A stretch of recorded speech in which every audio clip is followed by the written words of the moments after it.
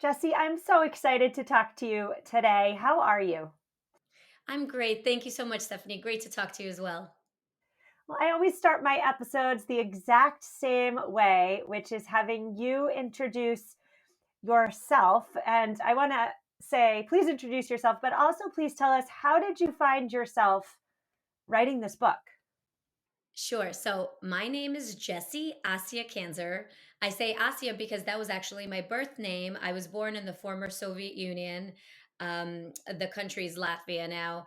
And my family left as refugees when I was just shy of 8 years old and waiting in other countries, eventually getting asylum in America. All of these things in my early life definitely cost me a sense of identity. And in my struggles in my later life, to figure out who the heck I was, I used spirituality and ancient philosophy to really find my way. That's what really resonated with me. It felt like a ancient truth that I already knew, if that makes any sense. It was an internal truth that I saw mirrored in these ancient texts, like the Tao Te Ching. Now, the Tao Te Ching comes from 6th century BC China. Coming from the Soviet Union, I was from a very atheist society that was unfortunately a mandated way to be, but fortunately it left me a blank slate where I was able to explore different philosophies. And so with my struggles, I suffered from an eating disorder as a teenager, anxiety, depression in my early 20s. These philosophies helped me find my way out step by step. And then later on in my life, as I was married, with kids, I was writing. I had been published in the New York Times, Washington Post, Wall Street Journal, etc., all those big publications. But I had a yearning inside to share what I had learned through my own journey of healing. And so I wrote a book called Don't Just Sit There, Do Nothing: Healing, Chilling, and Living with the Tao Te Ching. Well, your book was a bridge, I would say, a bridge from this ancient philosophy to modern 2022 living. And I just want to thank you for being that bridge, because the ancient philosophies for most of us can seem really darn confusing, perhaps out of touch. But in our conversation, our pre conversation, before we hit record, you did say that the Tao Te Ching is uh, quite minimalistic in its fundamentals. Can you tell me more about that? Yes, I actually found the page I wanted to share with you real quick from the Tao itself. So I'm not even going to be speaking, it's going to be the Tao Te Ching speaking, one of the translations. And there's various translations, but the essence is always the same. So the Tao says, see with original purity, embrace with original simplicity, reduce what you have, decrease what you want. That's the Tao speaking.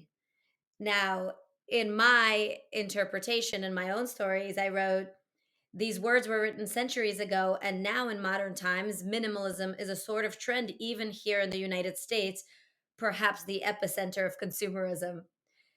And then I go on to talk about Marie Kondo and my own discovery. But long before her KonMari organizing method became a worldwide phenomenon, the man I was dating taught me the freedom of throwing shit out. So my husband is a minimalist, and in my own experience, I in decreasing what I have and what I want, I've been able to find a sort of peace within myself that I know rings true with your own philosophy as well. Yes, it absolutely does.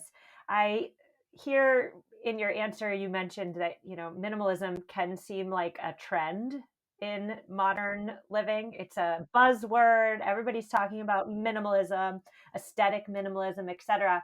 But in the quote you just so nicely read, what I hear is that minimalism is not actually a trend. If we look at the trajectory of human history, it's been around for a really long time, really darn long time. And so that's what I want to talk to you about today is the simplicity that minimalism, that the Tao offers, and more importantly, like why, what, and more importantly, what can be found when we embrace such simplicity. So let's start there. How did the Tao, how did uh, embracing stillness, how did slowing down, learning to sit and do nothing, as per the title of your book, how did that help you in those moments when you needed it most? So funny enough, like um, for many people in life, I think I was brought to my knees before I surrendered to what was being asked of me. So I graduated college. I was still really struggling with bulimia, which, by the way, is in a way really the opposite of being able to stand still, to stay still, because not being able to cope with my emotions, I would binge on food to process those emotions and then, and then purge. And so it's really the opposite of being able to be with yourself and with your feelings. And then I was also, as I said, suffering from panic attacks, etc. I graduated college and I got into a massive car crash. Like I'm talking about within a week. And so now my body was broken. I was still broken emotionally. I was physically really suffering and not, I had a concussion, a really severe one where I would fall asleep every few hours. And I had no choice but to stand still.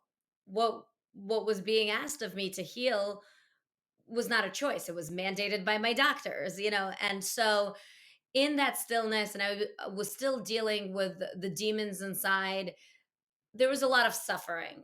But I feel that I'm now able to speak to a lot of people because we all have our moments of suffering. And I'm able, from personal experience, to say that when you're faced with extreme darkness, you just have to keep going and you realize eventually that it's a tunnel to the light.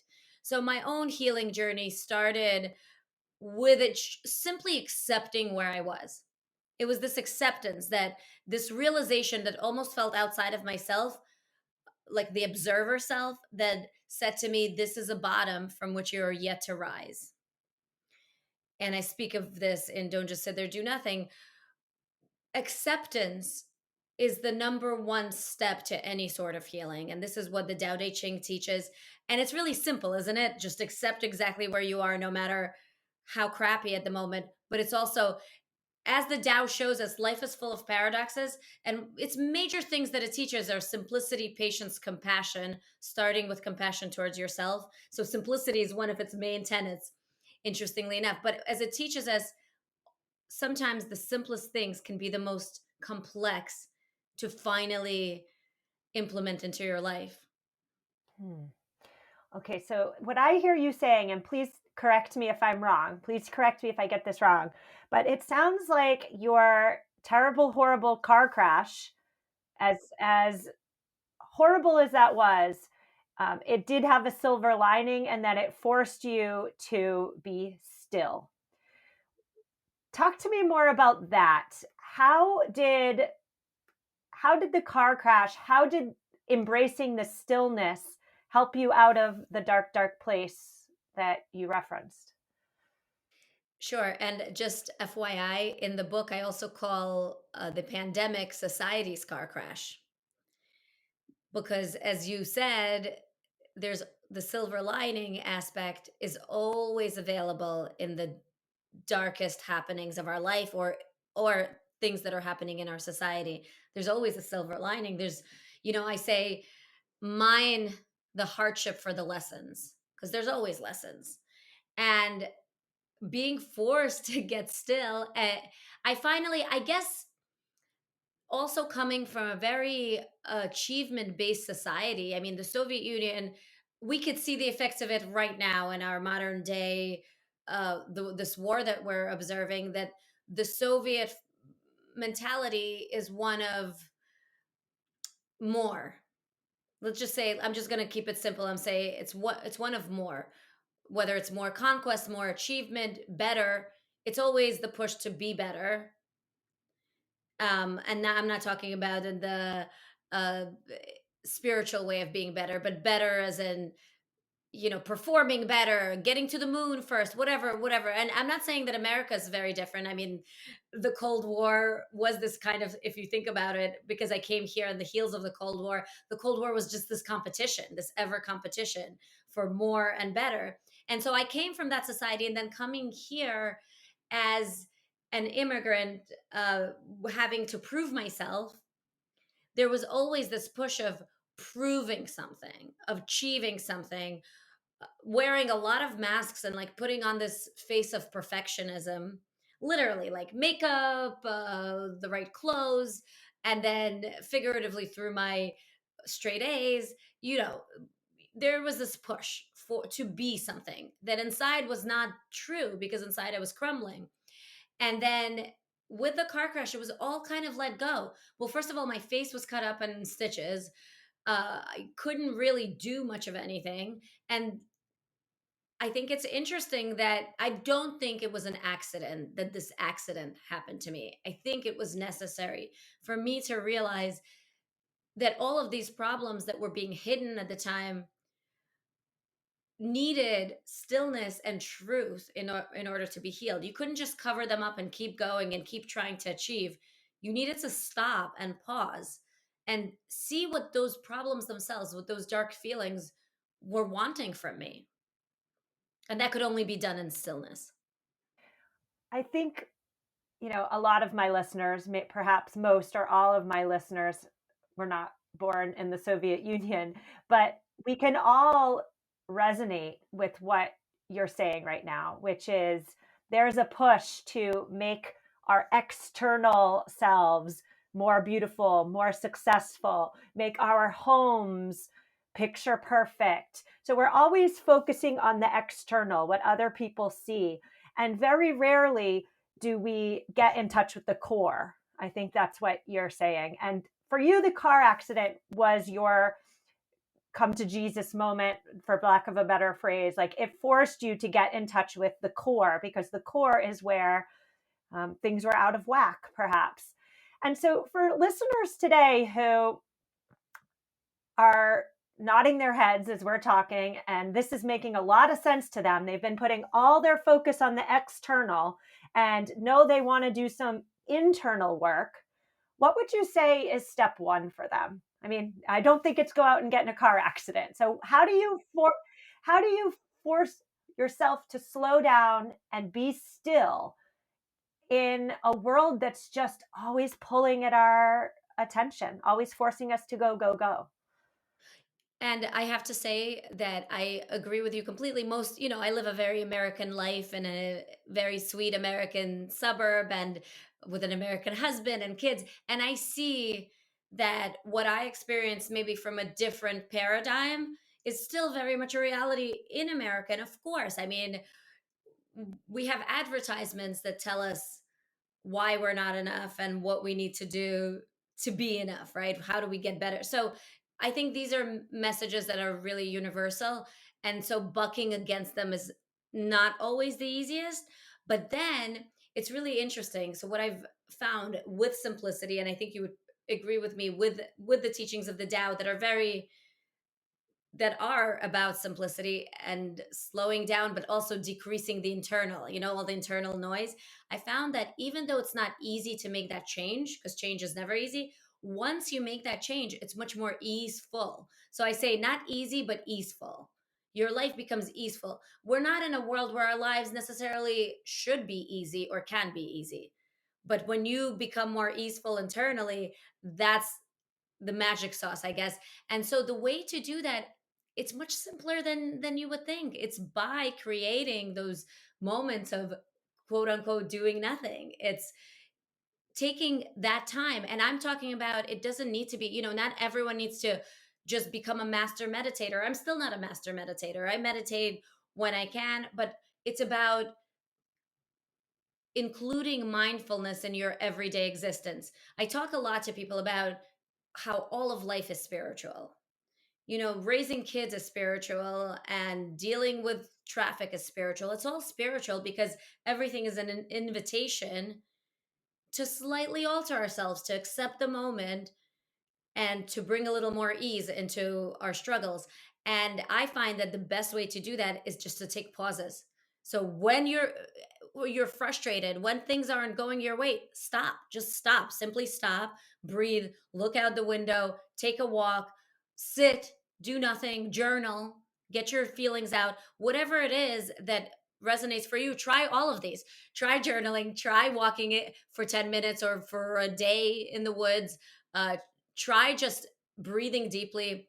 I try to keep things simple. I say box breathing is great, where you're like four breaths in, hold for four breaths out, hold for four breaths. All of these things are really simple and anyone can do them. It's about developing an awareness of the internal state versus all of the noise that's external. I really believe that when you can shut out all of the external messaging and connect with yourself internally, your life will change. And I also believe that awareness is a superpower. So I'm at a place now, because I've been doing this for so long, where I know when I'm off. And I know that no matter how many emails I sent from this moment of being off, it's going to be much less fruitful for me than if I just stop and get my internals into a place of zen. And sometimes that takes the rest of the day. And that means that I'm not getting the work done today. So it's this understanding of you're not a mule, you're not a robot, and you start paying attention to what you really need within yourself. I love that. As you were talking, I was thinking back to how this podcast started. It started as a way to document my journey towards minimalism. And, it's what you're saying is a figurative version of what I quite literally went through when I was decluttering my stuff. What is decluttering? As it's essentially shedding off all the things in our external environments that aren't serving us. And so what I love about our conversation today is that now we're talking about doing the same thing, the shedding of what's not serving us, except we're doing that internally. I must say that what we're talking about today, at least from where I'm sitting, is really darn hard. It's really darn hard to change the ways in which you've always reacted to things, in the ways in which you've always done things. I know in my life, I'm working on it. I've been working on it for many years, but when things don't go my way, I freak. I'm not happy about it. And so I don't know how to change that overnight. Well, none of us are. None of us are happy about it. You're not gonna So where do I start here? What do I do?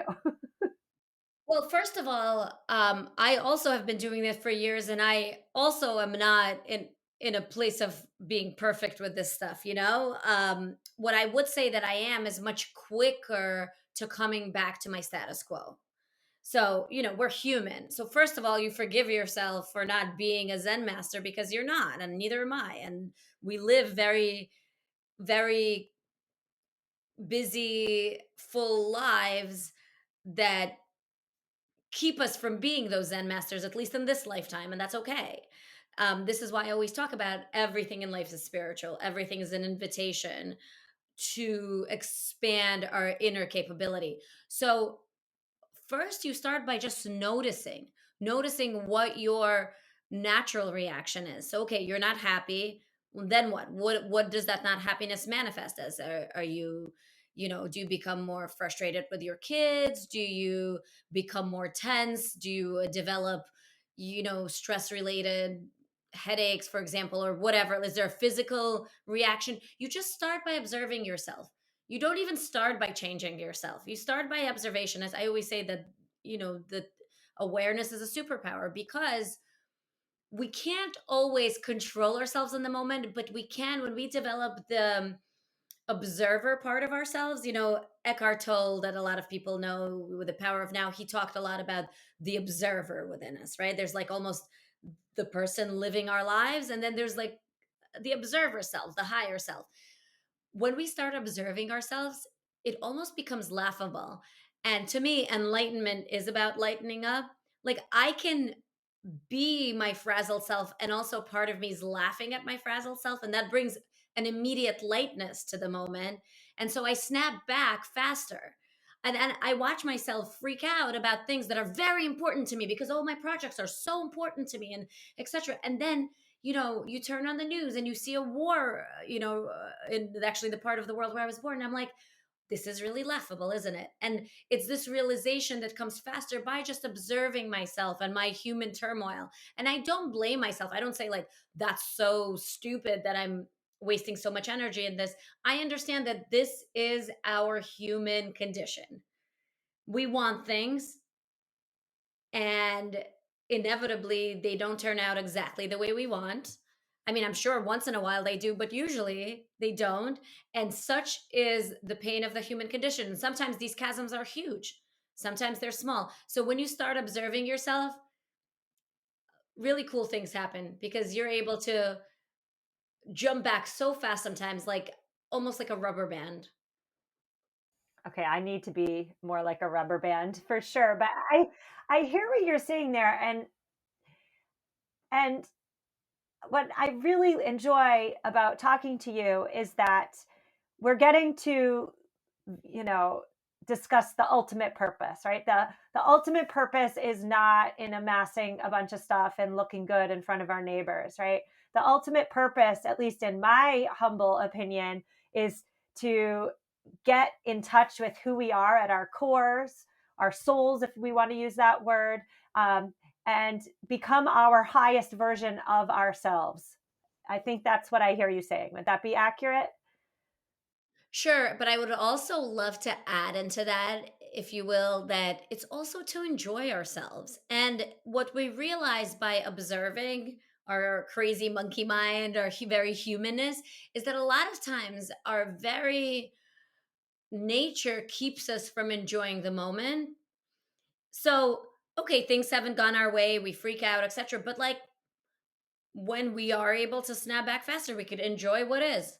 I think that in my own life, a lot of my very type A personality, whether it was inborn or it was, societally established, like I said, in my early life, whatever the case, it really kept me from enjoying what I was even achieving.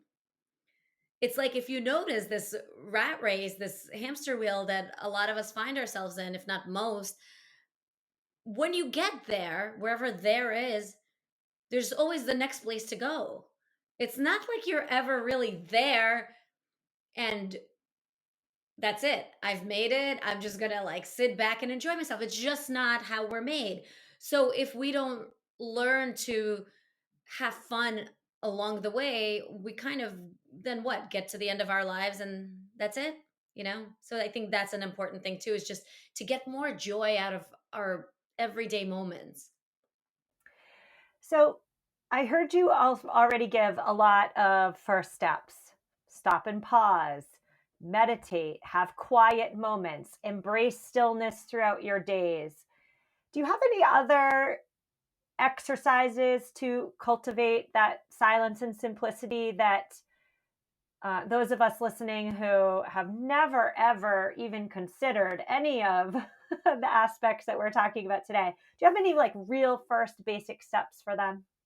Mhm. Sure. And by the way, so my book, Don't Just Sit There, Do Nothing, has 47 chapters, and each chapter ends with a do your Tao section, which I thought about it. I was like, that's pretty ironic, right? Because my book is called Don't Just Sit There, Do Nothing, but there's a do your Tao section at the end of each book that gives you a little exercise, or I like to call them shifts, because some of them are not really about doing, but about like a little bit of a different perception, a different way of thinking. But I think you're gonna like this one. Uh, I find this super helpful. Like when everything seems discombobulated in my life, things aren't falling into place. Go clean a drawer. And I know that this would just like, seriously, clean your like organize your sock drawer, clean that kitchen drawer. We all have that kitchen drawer that is just a giant mess and things just go into, like, organize that. Take yourself out of whatever you're trying to force into place, to hammer into place, to wrestle to the ground and get it the way you want it. You take a break and you do something actually tangible, actually physical. You organize something and see how that feels.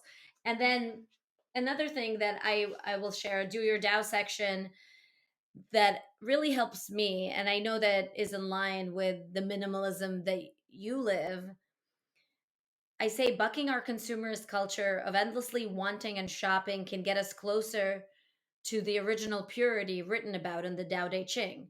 Whenever you can, simplify, it is telling us. Simplify your thoughts, your plans, your possessions. So, what can help you streamline your life? Maybe you follow Marie Kondo's advice and get rid of any item that doesn't bring you joy. Like the vase you keep around but don't like, the socks with holes in them. But the next time you also feel the urge to make a purchase, pause. Just pause for a moment and consider why you're buying the item. And then apply the same thought process to your plans and aspirations. Before jumping in wholly, ask yourself, will attending this bring me joy? Or why do I want to achieve this? Watch both your outer and inner life untangle. Remember, peace lies beneath the clutter. So I know that you and your listeners already know the decluttering aspect of this and the pausing before you buy something. But I love the way you can apply the same kind of thinking to life plans and aspirations. So if your audience, I think probably a bunch of your enough of your audience understands the decluttering aspect, I think the next step is applying that same way of thinking to your very plans, to your calendar, and also to your goals. Yes. Well, you said something there that I had to type as you said it. You said peace lies beneath the clutter. And we can interpret clutter being physical stuff, but we can always also interpret it as being emotional clutter, mental clutter, etc. And so before we say goodbye today, Jessie, I just love for you to talk about peace lying beneath the clutter for you in your own personal life. How have how have you learned that to be true, that peace does lie beneath the clutter? I see it. So besides the physical organization of my life, which sometimes exists and sometimes doesn't, I do try to keep things simple there as well.